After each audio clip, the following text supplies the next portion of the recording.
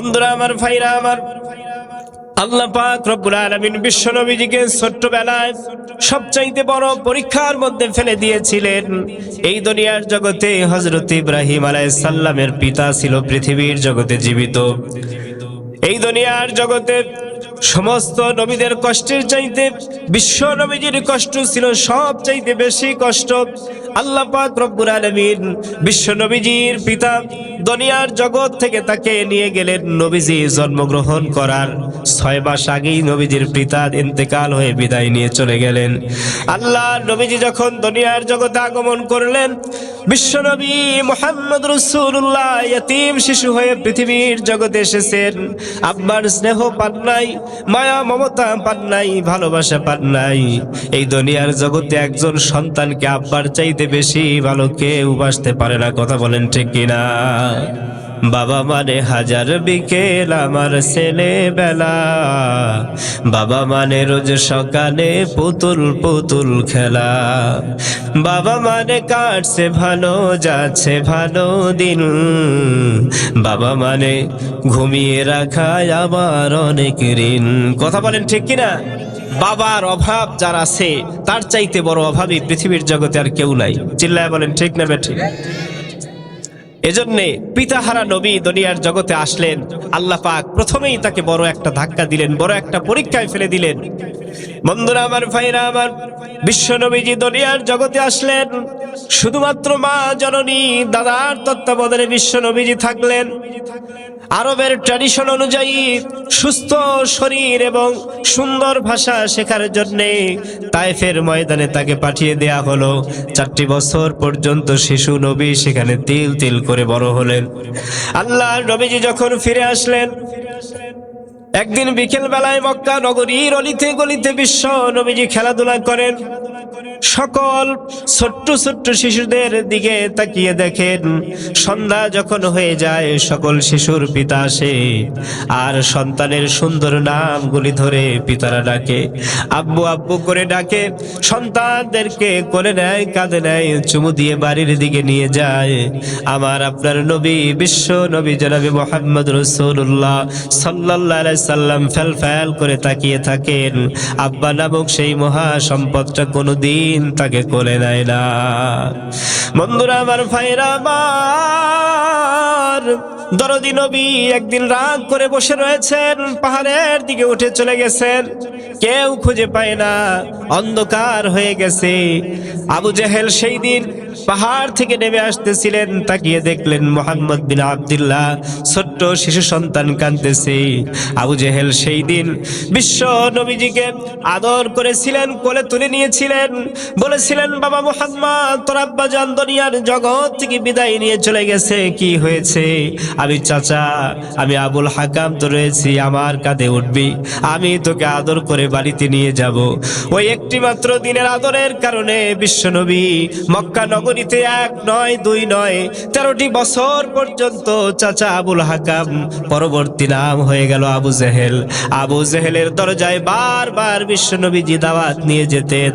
সাহাবারা বলতেন, ইয়া রাসূলুল্লাহ, লোকটা কষ্ট দেয়, তারপরেও কেন আপনি যান? বিশ্বনবী বলতেন যে আমার যখন আব্বা ছিল না, ছোট্ট ছিলাম, একদিন আবু জেহেল আমাকে কোলে করে আমার বাড়ি পর্যন্ত পৌঁছে দিয়েছিল, ওই দিনের ঋণ শোধ করতে পারবো না, এজন্য মার খাওয়ার পরেও বারবার আবু জেহেলের দরজায় যাই। জোরে বলেন আল্লাহু আকবার। বন্ধুরা আমার, ভাইরা আমার, বিশ্ব নবীজি কাঁদতেছিলেন। নবীজির আম্মা জান আমেনা জিজ্ঞাসা করলেন, বাবা মুহাম্মদ, তোমার চোখে কেন পানি? বিশ্ব নবীজি বলে, আম্মা জান, প্রতিদিন বিকেল বেলায় দেখি সকল শিশুদের আব্বা এসে শিশুদেরকে কোলে নিয়ে আদর করে চুমু দিয়ে নিয়ে যায়, কিন্তু একটা দিন তো আমি মুহাম্মাদের পিতায় আসলো না। আম্মা জান, আপনি দয়া করে বলেন তো আমার আব্বা জান কোথায় গিয়েছেন? সন্তানের এরকম আর্তনাদ শুনে 6 বছর বয়সী মুহাম্মদ সাল্লাল্লাহু আলাইহি ওয়াসাল্লামকে সাথে করে নিয়ে আম্মা জান হযরত আমেনা তিনি কলিজার টুকরা সন্তানকে নিয়ে রওনা হলেন যেখানে আব্দুল্লাহর কবর, সেই কবর দেখাতে নিয়ে গেলেন। একজন দাসীকে সঙ্গে করে নিয়ে গেলেন। কবরের পাশে যখন নিয়ে যেতেছেন, সেখানে বিশ্ব নবী, ছোট্ট নবী মুহাম্মদ বিন আব্দুল্লাহ কবরের পাশে দাঁড়িয়ে হাউমাউ করে চিৎকার করে কাঁদতেছেন। এতদিন পর্যন্ত জানতাম আব্বা কোথাও না কোথাও আছে, আজকে দেখতেছি আব্বা দুনিয়ার জগৎ থেকে বিদায় নিয়ে চলে গেছে। এই দৃশ্য দেখার পরে আমিনার কলিজা ফেটে যেতেছে। আমিনা অসুস্থ হয়ে গেছেন, সেখান থেকে আসতে আসতেই দুনিয়ার জগৎ থেকে বিদায় নিয়ে চলে গেলেন। আমার নবী আব্বা হারা আম্মা হারা ইতিম হয়ে গেছেন। উম্মে আইমানের সঙ্গে চলে আসলেন, দাদার তত্ত্বাবধানে 2টি বছর আরামের সঙ্গে কাটবে দূরের কথা, দাদাও দুনিয়ার জগৎ থেকে চলে গেছেন। নবীজির জীবনে পরীক্ষা কম না বেশি? আরো জোরে বলেন, কম না বেশি? জীবনে যার যত বেশি পরীক্ষা, আল্লাহ পাক তাকে তত বেশি মর্যাদাবান করবেন। জোরে বলেন সুবহানাল্লাহ। সম্মানিত ভাইয়েরা আমার, এর পরের ইতিহাস আপনারা জানেন যে 8 বছর বয়সে যখন দাদা দুনিয়ার জগৎ থেকে চলে গেলেন, এরপরে চাচার তত্ত্বাবধানে তিনি 13 বছর বয়সে চাচাকে বললেন, চাচা যান, আপনার এই সুবিশাল সংসার, এত দায় দায়িত্ব, এতগুলো ছেলে পেলে, এগুলো আপনাকে কন্ট্রোল করতে, এদের খাবার খরচ দিতে আপনার কষ্ট হয়, দয়া করে ব্যবসার কাজে আমাকে আপনি শরিক করেন, আমাকে সাথে করে সিরিয়া নিয়ে যান, আমি আপনার ব্যবসার কাজে সহযোগিতা করতে চাই। জোরে বলেন সুবহানাল্লাহ। যুবকেরা, তোমরা যারা 13 বছর 14 বছরের মানুষ আছো, নবীজি হলো সবচাইতে উত্তম গুণাবলী, উত্তম আদর্শের মহান প্রতীক, যাকে দেখে সব বয়সের মানুষ তাকে অনুসরণ করলে সে সুপথ পেয়ে যাবে। জোরে বলেন সুবহানাল্লাহ। আল্লাহ পাক রব্বুল আলামিন বলেন, লাকাদ কানা লাকুম ফি রাসূলিল্লাহি উসওয়াতুন হাসানা। তোমাদের বিশ্ব নবীজিকে সকল শ্রেণীর মানুষদের জন্য আইডল করে দিয়েছি। 13 বছরের মুহাম্মদ সাল্লাল্লাহু আলাইহি ওয়াসাল্লামের দিকে তাকান, চাচার সঙ্গে কিভাবে ব্যবসায়িক কাজে সহযোগিতা করতে হবে মুহাম্মদ বিন আব্দুল্লাহ সব চাইতে উত্তম আচরণ করেছেন। সুবহানাল্লাহ। কথা বলেন ঠিক কিনা? বন্ধুরা আমার, ভাইরা আমার, ব্যবসার কাজে চলে গেলেন, সিরিয়ার দিকে রওনা হয়েছেন। বহুদূর চলে যাওয়ার পরে এক পাদ্রীর গির্জার পাশে গিয়ে কাফেলা দাঁড়িয়ে গেছে। পাদ্রীর কাছে খবর পাঠানো হলো, মক্কা থেকে মেহমান কাফেলা নিয়ে এসেছে, আপনার কাছে মেহমান হতে চায়, আপনার এখানে একটু আশ্রয় নিতে চায়। সকল মানুষকে পাদ্রী দাওয়াত দিলেন। দাওয়াত দেওয়ার পরে সবাই চলে গেছেন কাফেলা দেখার জন্য। মুহাম্মদ সাল্লাল্লাহু আলাইহি ওয়াসাল্লামকে রেখে যাওয়া হয়েছে। এবার সেই পাদ্রী তার কিতাব দেখে দেখে মিলিয়ে মিলিয়ে সবাইকে খেতে দিতেছেন। এবার ডেকে বলেন, কাফেলার সর্দারকে আবু তালেব দাঁড়িয়ে গেল। আবু তালেবকে ডেকে বললেন, আপনি মক্কা থেকে এসেছেন? বলেন হ্যাঁ। আপনাদের জনসংখ্যা এত কয়জন? বলে হ্যাঁ এত কয়জন, কিন্তু একজন ব্যক্তিকে তো আমরা পাই না, একজন বালককেও আপনাদের সঙ্গে আসার কথা। জোরে বলেন আল্লাহু আকবার। আবু তালিব হতচকিত হয়ে গেলেন। লোকটা জানলো কিভাবে বালক একজন আমাদের কাফেলার সঙ্গে রয়েছে? বলে যান যান, অতি দ্রুত গিয়ে আপনি সেই বালককে আগে আমার সামনে হাজির করে নিয়ে আসেন। সুবহানাল্লাহ। বালককে নিয়ে আসা হলো। পাদ্রী এবার কিতাবের দিকে একবার তাকায়, বালকের দিকে একবার তাকায়। তাকানোর পরে পাদ্রী আল্লাহু আকবার বলে উঠেছে, ভয়ে ভীত সন্ত্রস্ত হয়ে উঠেছে। আবু তালেবকে বলল, যা আপনার এই ছোট্ট ছেলে 13 বছর বয়সী মুহাম্মদ বিন আব্দুল্লাহ, আমার এই কিতাব অনুযায়ী সে শেষ জামানার আখিরি জামানার পয়গাম্বর হবে, সুতরাং আর এক কদমও সামনের দিকে যাবেন না, ইহুদিরা তাকে দেখলে হত্যা করে ফেলবে। জোরে বলেন আল্লাহু আকবার। আবু তালেব সেখান থেকে তাকে ফিরিয়ে দিল। আবু তালেব বুঝতে পেরেছিল যে এই সন্তানটি সাধারণ সন্তান না, এটা একটি মহামানব। জোরে বলেন সুবহানাল্লাহ। বন্ধুরা আমার, ভাইরা আমার, বিশ্ব নবী জনাবে মুহাম্মদ রাসূলুল্লাহ 25 বছর বয়স যখন, ওই সময় তার জন্য বিবাহের প্রস্তাব আসতে শুরু করে দিল। নবীজি কোনোদিন কোনো মানুষকে আগে বিবাহের প্রস্তাব দিতে যায় নাই। আজকে যুবকদের চরিত্র হয়ে গেছে কুকুরের মতো। জোরে বলেন ঠিক কিনা? আর যেখানে দেখে পিঁপড়া যেরকম গন্ধ শুকে শুকে তার পিছে পিছে দৌড়ায়, আজকে সমাজের যুবকেরা ঠিক নারী দেখলে পরে সেইভাবে দৌড়ায়। জোরে বলেন ঠিক কিনা? আজকে পহেলা বৈশাখে যতজন যুবক গেছে একটাই উদ্দেশ্য। এই যুবকেরা কথা বলো ঠিক না? ঠিক। যদি মহিলা না যেত এখানে, পহেলা বৈশাখে একজন যুবককেও খুঁজে পাওয়া যেত না। আপনাদের সাইডে আশেপাশে বিভিন্ন পার্ক বা বিভিন্ন জায়গায় দেখা যায় যুবকেরা এত পাগল হয়ে গেছে, নিজেরা টাকা দিয়ে বক্স কিনে বক্স ভাড়া করে নিয়ে এসে গান বাজনা বাজায়, কেউ দেখে না, তারপরে একা একাই নাচে। একটাই উদ্দেশ্য, সেটা হলো কুকুরের যেরকম স্বভাব, যদি হাড্ডির গন্ধ কোনো জায়গায় পায়, ঠিক যুবকদের ঠিক একই স্বভাব যারা নারীদের পিছনে এভাবে ছুটে বেড়ায়। জোরে বলেন ঠিক না বেঠিক? আজকে এরকম শ্রেণীর অনেক যুবককে দেখলাম বিনা প্রয়োজনে গা ঘামিয়ে ফেলছে, শরীর থেকে পোশাক খুলে উলঙ্গ শরীরে তারা নাচানাচি করতেছে, উদ্দেশ্য একটাই, মহিলারা দেখতেছে। কথা বলেন ঠিক না বেঠিক? যদি আমাদের মা বোনরা পর্দানিশী হতেন, যদি বাইরে না যেতেন, একজন যুবক এরকম উশৃঙ্খল হতো না। এবং আজকের পহেলা বৈশাখে যুবক খুঁজেই পাওয়া যেত না। কথা বলেন ঠিক কিনা? সম্মানিত ভাইরা, যুবক হিসেবে মুহাম্মদ রাসূলুল্লাহ সাল্লাল্লাহু আলাইহি ওয়াসাল্লামকে আদর্শ মানতে হবে।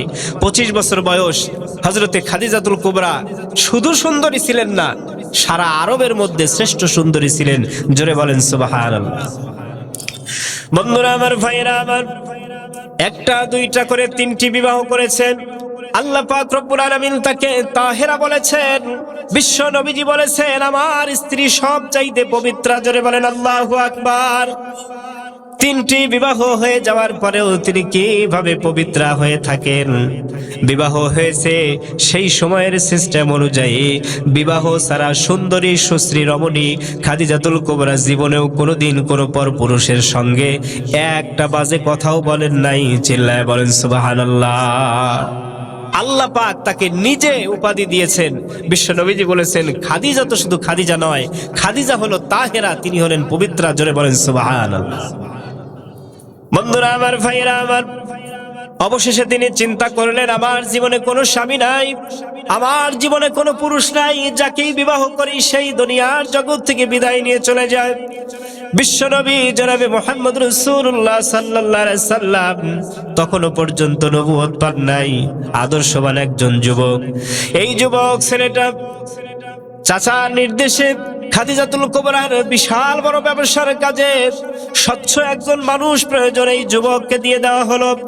যুবকটা পূর্বের মানুষের চাইতে সুন্দর স্বচ্ছ হিসাব কিতাব ক্লিয়ার করে দেয়। যুবকটা এত বেশি স্বচ্ছ, এত বেশি নমনীয়, মেয়েদের দিকে তাকায় না, অন্যায় কাজ করে না, নেশা জাতীয় কোনো কিছু স্পর্শ করে না। যুবক একজন ভাব গম্ভীর্যপূর্ণ আদর্শবান একজন যুবক। একদিন খাদিজাতুল কুবরা বাড়ির ছাদের উপরে দাঁড়িয়ে দেখেন যুবক মুহাম্মদ বিন আব্দুল্লাহ আসছে ছাগল মেষগুলো চড়িয়ে নিয়ে, কিন্তু আকাশের দিকে তাকিয়ে দেখেন প্রচন্ড প্রখর রোদের পরেও মুহাম্মদের মাথার উপরে কে যেন ছাতির মতো ছায়া দিয়ে যায়। সুবহানাল্লাহ। উনি চিন্তা করলেন ঘটনা কি। আকাশের দিকে তাকিয়ে দেখেন মেঘের একখণ্ড মেঘ তার মাথার উপরে, ছাতি যেরকম ভাবে মানুষের মাথাকে আড়াল করে দেয় রোদ থেকে, তার চাইতেও সুন্দরভাবে মেঘ সূর্যের আলোকে ওইভাবে আড়াল করে দিয়ে বিশ্ব নবীজিকে আরাম দিতেছেন। জোরে বলেন সুবহানাল্লাহ। খাদিজাতুল কুবরার বুঝতে বাকি রইল না যে ইনি সেই মহান মানব, ইনি সেই ব্যক্তি আল্লাহ পাক যাকে সম্মানিত করবেন। জোরে বলেন সুবহানাল্লাহ। বন্ধুরা আমার, ভাইয়েরা আমার, তিনি নিজে প্রস্তাব দিলেন বিশ্ব নবীজির সঙ্গে কথা বলার জন্য। একজন মহিলা নবীজির কান পর্যন্ত কথাটি পৌঁছালেন। বিশ্ব নবীজি কি জবাব দিলেন যুবকদের শোনার দরকার আছে না নাই? আরো জোরে বলতে হবে, আছে না নাই? তোমরা মেয়েদের পিছনে কুকুরের মতো ঘুরবে কেন? মেয়েরাই তোমাদের পিছনে ঘুরবে যদি বিশ্ব নবীজির আদর্শকে তোমরা ফলো করতে পারো। জোরে বলেন ঠিক কিনা? নবীজির ভাব গম্ভীর্যতা, তার আদর্শ, তার চরিত্র দেখে খাদিজাতুল কুবরা মক্কা নগরীর শ্রেষ্ঠ ধনী। সারা মক্কার মানুষেরা তো এমনিতেই সুন্দর, আরবের মানুষদের চেহারা এমনিতেই প্রচন্ড আকারে সুন্দর, এত সুন্দর ফর্সা, লাল ফর্সা তারা, তার মধ্যে শ্রেষ্ঠ সুন্দরী ছিলেন খাদিজাতুল কুবরা। জোরে বলেন সুবহানাল্লাহ। উনি প্রস্তাব দিলেন, নবীজির কাছে প্রস্তাব আসলো। নবীজি বললেন, আমার অভিভাবক আছে, আমার চাচাজান আছে, তার সঙ্গে কথা বলুন। চাচার কাছে প্রস্তাব দেওয়া হলো। চাচা যখন সম্মতি হলেন, নিজে দায়িত্ব নিয়ে মোহর দিয়ে যখন বিবাহ দিলেন, তখনই বিশ্ব নবীজি বিবাহ করেছেন। জোরে বলেন সুবহানাল্লাহ। আর এক শ্রেণীর দুশ্চরিত্র মানুষ, তারা নিজেদের চরিত্রের কথা স্মরণ করে না, তারা বলে বিশ্ব নবীজির চরিত্র নাকি খারাপ ছিল, যার কারণে 11টা স্ত্রী তার লেগেছে। জোরে বলেন নাউজুবিল্লাহ। নবীজির চরিত্র নিয়ে যারা কথা বলে, উতুল্লিম বাদা যালিকা জানিম, ওদের জন্মের মধ্যে ডিস্টার্ব আছে। চিল্লায় বলেন ঠিক কিনা? সম্মানিত ভাইয়েরা, আমরা দেখতে পাই বিভিন্ন উগ্রপন্থী, বিভিন্ন ভিন্ন ধর্মীয় লোক শুধু নয়, মুসলমানদের মধ্যেও কিছু মুনাফিক মার্কা ব্লগার যারা আছে, তারা নবীজির চরিত্র নিয়ে কথা বলে। কথা বলেন ঠিক কিনা? এই শ্রেণীর মানুষ থেকে সাবধান হতে হবে। নবীজি তার পুরা যৌবন বয়সটা খাদিজাতুল কুবরার সঙ্গে কাটিয়েছেন। 50 বছরের অধিক হয়ে যাওয়ার পরে স্ত্রী নাই, সমস্ত সাহাবীরা ধরলেন যে ইয়া রাসূলুল্লাহ, আপনার পরিবার সামলানোর জন্য আপনার বিবাহের প্রয়োজন আছে। এরপরে পর্যায়ক্রমে আবু সুফিয়ানের সাথে সম্পর্ক করলে শত্রুতা কমে যাবে, এজন্য তার মেয়েকে বিবাহ করেছেন। এরপরে ইহুদি গোত্রের একজন মেয়েকে মুসলিম করে বিবাহ করেছেন। ইহুদিরা এরপরে আর তার বিরুদ্ধে শত্রুতা করতে সাহস পায় নাই। প্রত্যেকটি বিবাহ হয়েছে সকল কিছু ইসলামের প্রতিষ্ঠার জন্য, ইসলামকে সেভ করার জন্য। জোরে বলেন সুবহানাল্লাহ। বন্ধুরা আমার, ভাইয়েরা আমার, বিশ্ব নবীজি 40 বছর বয়স পর্যন্ত সংসার জীবন করেছেন। এমন একটি সময় আল্লাহ পাক রব্বুল আলামিন তার উপরে ওহী অবতীর্ণ করেছেন। মক্কা নগরীর অবস্থা ছিল সবচাইতে বেশি ভয়ঙ্কর। মক্কার মানুষেরা সবচাইতে খারাপের দিকে চলে গিয়েছিল। একটি পশু যেরকম তার মা চেনে না, বোন চেনে না, কোনো মানুষকে সে পরোয়া করে না, ঠিক ওই সময় এমন পরিস্থিতি হয়েছিল যে মক্কার মানুষেরা তারা মেয়েদেরকে পশুত্বের মতো আচরণ করে তাদের দুনিয়ার জগৎ থেকে বিদায় করে দিত। নাউজুবিল্লাহ। আরবের ছোট্ট একটি দৃষ্টান্ত হলো এরকম যে তারা একজন মেয়েকে 12 থেকে 14 বছরের একজন সদ্য বয়স হয়েছে কুমারী একটি মেয়েকে তারা বাজার থেকে কিনে নিয়ে আসতো। নিয়ে আসার পরে সেই মেয়ের সঙ্গে পালাক্রমে 10 থেকে 15 জন বন্ধু মিলে একত্রিত হয়ে তার সঙ্গে জেনা ব্যভিচার করত, ধর্ষণ করত। করার পরে মেয়েটি যখন অন্তঃসত্ত্বা হয়ে যেত, হওয়ার পরে 8 মাসের পেট যখন হয়ে গেছে, ছোট্ট মেয়ে প্রথম গর্ভধারণ করেছে। এরপরে ওই মেয়েকে সবার সামনে একত্রিত করে মদের আসর তৈরি করে সকলে মিলে মদ খেয়ে পালাক্রমে ওই মেয়েকে আবার ধর্ষণ করতে এবং তার পেট চিরে ওই বাচ্চা, জীবন্ত বাচ্চাকে বাইরে ফেলে ছটফট করে মৃত্যুবরণ করাতো। ওই মেয়েটাকে পর্যন্ত রক্তের সাগরে ভাসিয়ে দিয়ে হত্যা করেছে। বিন্দু পরিমাণও তাদের মধ্যে একটু কিঞ্চিত পরিমাণও কোনো কুণ্ঠাবোধ হয় নাই। জোরে বলেন নাউজুবিল্লাহ। এই রকম একটা জঘন্যতম পরিবেশে আল্লাহ পাক রব্বুল আলামিন বিশ্ব নবীজিকে নবুয়তি দান করলেন। আল্লাহর নবী শুধুমাত্র কোরআনুল কারীমের দাওয়াত দিয়ে সারা পৃথিবীর সমস্ত মানুষকে ইসলামের সুশীতল ছায়ার বাণী শুনিয়ে মক্কায় থেকে মদিনায় গিয়ে এক সুশীতল রাষ্ট্র, সুন্দর ইসলামিক রাষ্ট্রের প্রতিস্থাপন করেছিলেন। জোরে বলেন সুবহানাল্লাহ। সম্মানিত ভাইয়েরা, দীর্ঘ সময় চলে যাবে, আমরা নবীজির জীবনী যদি শুনতে চাই আমাদের অনেক সময়ের প্রয়োজন। কথা বলেন ঠিক কিনা? জোরে বলেন ঠিক না ব্যাঠি? বন্ধুরা আমার, ভাইয়েরা আমার, বিশ্ব নবীজিকে আপনি সকল ক্ষেত্রে পাবেন। নবীজি শুধু দুনিয়ার জগতে নবী হিসেবে নন, নবীজি একজন শ্রেষ্ঠ নেতা হিসেবে নবীজি কৃতিত্ব দেখিয়ে দিয়েছেন। আল্লাহর নবীজি নেতা হিসেবে যেমন পারফেক্ট ছিলেন, আল্লাহর নবীজি পিতা হিসেবেও পারফেক্ট ছিলেন, আল্লাহর নবীজি স্বামী হিসেবেও পারফেক্ট ছিলেন, আল্লাহর নবীজি দুনিয়ার জগতে নানা হিসেবে, সুবহানাল্লাহ, সকল ক্ষেত্রে বিশ্ব নবীজিকে আদর্শ হিসেবে ধরা যায়।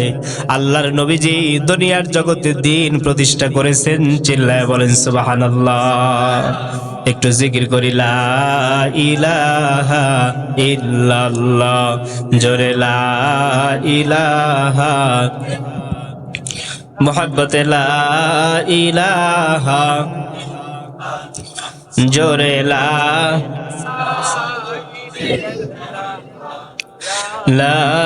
ইলাহা ইল্লাল্লাহ, জোরে লা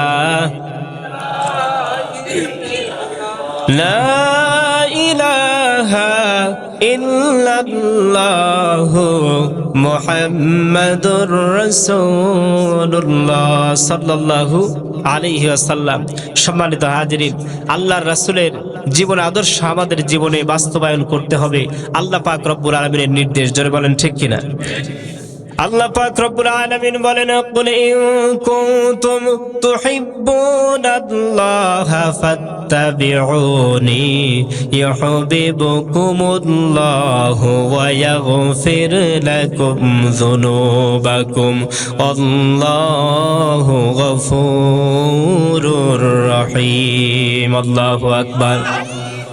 আল্লাহ পাক রব্বুল আলামিন বলেন, হে নবী, পৃথিবীর সমস্ত মানুষদেরকে আপনি বলে দেন, ইন কুনতুম তুহিব্বুনাল্লাহ, তারা যদি তার রব আল্লাহ পাক রব্বুল আলামিনকে সবচাইতে বেশি ভালোবাসতে চায়, পৃথিবীর সকল ধর্মের মানুষই কিন্তু একজনকে ভালোবাসেন, তিনি হলেন আমাদের রব, আমাদের আল্লাহ। জোরে বলেন ঠিক কিনা? হিন্দু ভাইয়েরা বিশ্বাস করেন আল্লাহ একজন আছে, কিন্তু তারা আল্লাহর সাথে অনেক দেবদেবীকে গুলিয়ে ফেলে। খ্রিস্টানরা বিশ্বাস করেন আল্লাহ একজন আছে। ইহুদিরা বিশ্বাস করেন শুধুমাত্র একমাত্র নাস্তিক ব্যক্তি ছাড়া সবাই আল্লাহ একজন আছে এই কথা বিশ্বাস করে। জোরে বলেন ঠিক কিনা? এবং প্রত্যেকটি মানুষই আল্লাহ পাক রব্বুল আলামিনকে ভালোবাসেন।